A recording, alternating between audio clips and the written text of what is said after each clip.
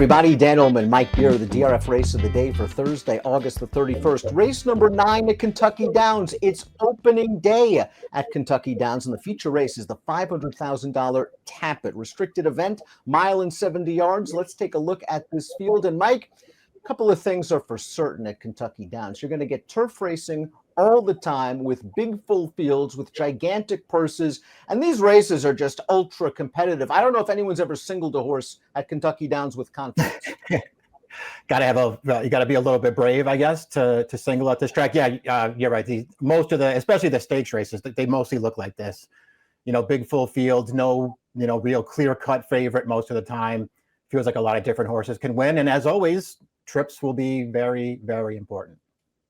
The Tapit is for 3-year-olds, which is not won a stake in 2023, but plenty of horses with stakes experience. We throw up the Timeform US pace projector. Not sure how fast the pace is going to be, but I do think strong quality, the 7, even though he is cutting back from 1.25 miles, he's fast enough to get to the lead from the 10 Flavius.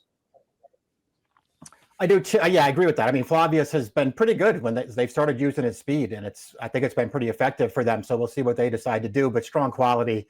At least so far since they've turned him into a turf horse. His game has been speed. I'm sure they're going. The 8 and the 12 have wonderful tactical speed. I would expect them to be pretty close to the pace. The morning line favorites down towards the inside. Let's watch Portfolio Company's most recent start at Saratoga over yielding ground in the Lure Stakes. There was a fast pace on display. He basically saved ground, got stopped very briefly on the second turn, but you see, he comes through and has every chance here, is just going to get beat a neck in third. Yeah, not quite able to get there. You're right. He had his momentum stalled just a little bit around the final turn. If you think that was an excuse, I think it's kind of hard to give him that excuse, though, Dan. I mean, he had dead aim on this thing for the last 1/8 of a mile or so, and he just couldn't quite get there. Pretty good performance, though. He was okay in there. He was good 2 back. He was good 3 back. He tends to show up. He's not a very easy horse to ride. So we'll see what Rosario can work out for him here. But on his best day, he's tough in this race. Kentucky Downs has that quirky European-style configuration with dips and turns and twists, so you could do a lot worse than play a horse at a price that's already won over the course. And the 2 play-action passes raced twice at Kentucky Downs, has a win and a third. Coming into this race off a 10th-place finish at Ellis Park last time out. But again, the prior form at Kentucky Downs does give him a look. Yeah, that's the only thing that I, sort of liked about this horse too, Dan. I mean, I think to me anyway, he's hard to like otherwise, but your point's well taken. Some horses will handle this turf course and some horses won't. And that's one of the things that you don't have to worry about with play action pass. I looked elsewhere in this race, but he does like Kentucky Downs, and maybe that'll make a difference. It seemed like they really took a hold of him last time out. His best races have come when he's right up close to the pace. And I think in this spot, he can get a bit closer, and the pace should be a little bit fairer than last time. Kitto Dan really likes Kentucky Downs as well. His signature victory came 2 starts back, his final start of 2022, when he pulled off an upset in the Dueling Grounds Derby, a graded stakes race. That last race was just a prep. You have to look at it that way, I suppose. For the most part, save the last one, his turf form has actually been pretty good. I don't know if it makes him good enough to beat some of the horses he's going to be facing in this race, but he's run some decent races on the grass. He does have that big win here at the end of last year. That's a good thing for this horse. It is worth pointing out that was going a lot longer. This is a much shorter race. From a class standpoint, the number 4 Speaking Scout fits perfectly for trainer Graham Motion. He won the Grade 1 Hollywood Derby as a 3-year-old. He was 3rd in this year's Pegasus World Cup. He hasn't shown that big improvement in his last 4 starts. He finished behind Portfolio Company last time out, but he was kind of steadied going into the first turn. Had, again, a little bit of a look in upper stretch, then flattened out. Might not have cared for the yielding going. It was yielding turf. That's the race the replay we showed earlier. That was a big fast pace in front of him. He was at the back early, and he tried to rally into it. He was just never a real threat in that race. And again, maybe it was yielding turf that he just doesn't care for. 2 back at Monmouth, he made an early move into that Monmouth Stakes to Grade 3, and I guess he ran fine in there, Dan. I mean, his early move forced Never Explained to go into his early move, and at the end of the day, Never Explained was just ran a better race than Speaking Scout did, but Never Explained is actually a pretty nice horse. Harlan Estate, the number 5, is going to get blinkers put back on. He's had success with blinkers in the past. 5th last time out at Colonial Downs, a race with a 3rd-place finisher, bounced back, stretched out, ran a good race in the John's Call at 13 furlongs at Saratoga, 2nd with an 89 buyer. We'll see what kind of trip he gets in this race. I kind of looked at him as a horse who might be pretty far back early in here. I guess we'll see how they decide to ride him. His last race obviously isn't that great. His prior 2 starts in graded races, I guess they're okay, Dan. He was well back off the pace in those spots, and he never looked like he was going to win, but he did pick up some late ground.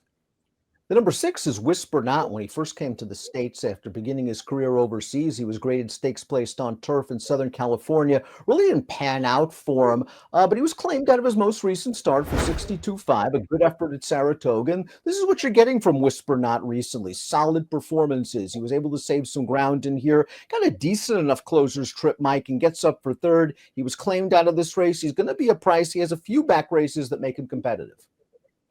Yeah, those races are a while ago, but he does have a couple of races that I guess suggest he can contend here. I won't argue with his form so far this year. 5 starts. I guess he's run fine in all those races. Dan, I can't say I'm thrilled with either of those last 2 starts at Saratoga. He did win one of those, though.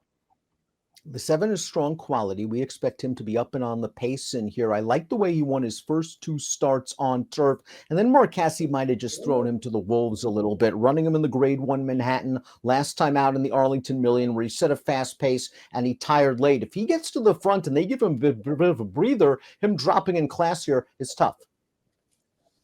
Yeah, I mean, his good race feels like it will give him a real chance in this race. I'm still undecided about how good I think he is. His first 2 turf races, which were both wins, he looked good in them, but he had the softest of trips both times. He's had to work a little harder on his last 2 against better horses, and it's really been no match. Then I really don't know how good this horse is. I don't think 6-1 on the morning line. That's not the price that's going to get me interested. Horse getting a bit of class relief is up next. That's the 8 English B. We're going to watch his most recent start, the Grade 3 Kelso. I thought all in all, English B got a pretty good trip in this race. He sat the pocket. He's down inside, turning for home. He's just no match for Casa Creed, who's one of the best turf horses in the country. Casa Creed won this race. He came back to win the 4-star Dave with a 101 Beyer speed figure. I like English B's tactical speed. It's just that this is sort of what we get from him more often than not, a good performance without winning. Yeah, exactly. He's a perfectly fine horse. He's probably, he's not anywhere near the top of the level when it comes to, sort of the turf milers, Dan. But what you do get is what you just said. You get those kind of trips from him that we just watched him get right there in the Kelso. He's very tactical. He's always seems like he's in the right spot. He always feels like he has a shot at it through the stretch, and he almost never gets there.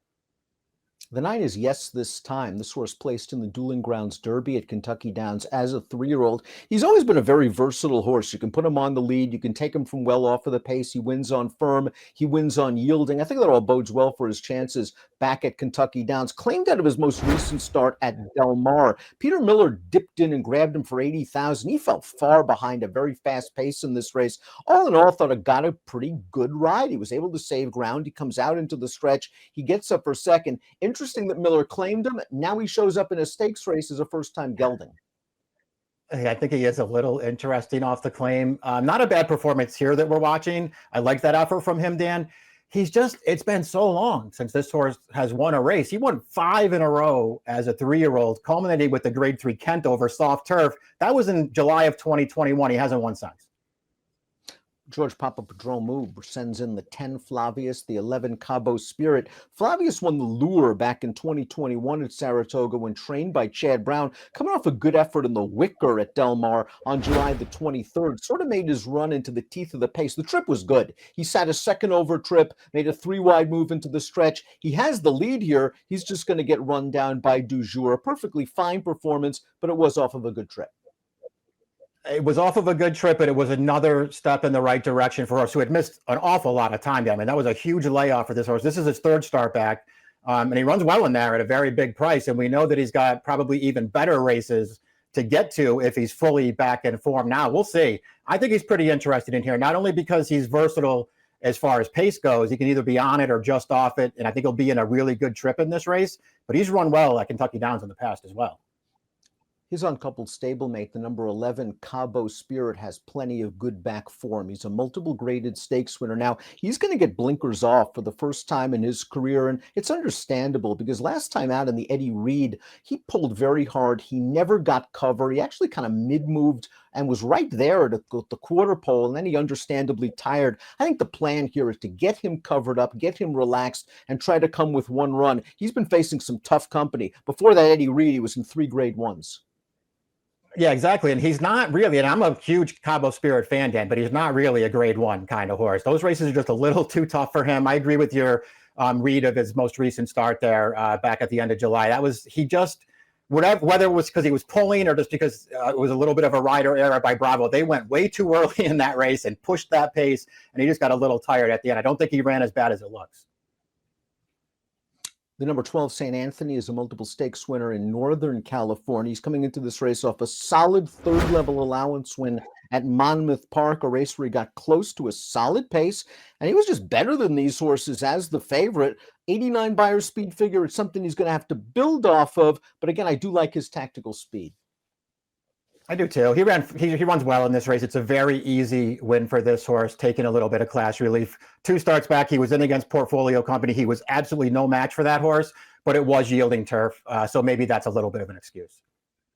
13 through 16 on the also eligible list. I guess of the 4AE Siege of Boston, the 14 would be most interesting for me coming into a race off a third place finish at Ellis Park for trainer Jimmy Toner. Before we get to our top selections, please click the subscribe button on the Daily Racing Form YouTube channel for the latest DRF videos. Top pick time for opening day at Kentucky Downs, the Tapit Stakes. We're both going to go with Cabo Spirit. I just like the fact that he's been facing some solid horses. He's got back class. I don't mind this blinkers off move, and I think the pace will be okay for him. I think they're going to wait this time and make one run. Yeah, I saw all the same things. That's why I took him. I also just felt like he'd be a fair price in this race. So I'm going to take him on top. I was a little bit torn between him and the other California shipper there, the 10th Flavius. You have the same exacta that I do, Dan. I think they're both really interesting in here. Yeah, Flavius has got good tactical speed, and you're right, Mike. He might be racing himself back into shape. Remember, he was 40-1 last time out, and he ran quite well. 11-10-4-1 for Mike, 11-10-8-1 for me. It's the Tapit, $500,000 on the line at Kentucky Downs. Good luck.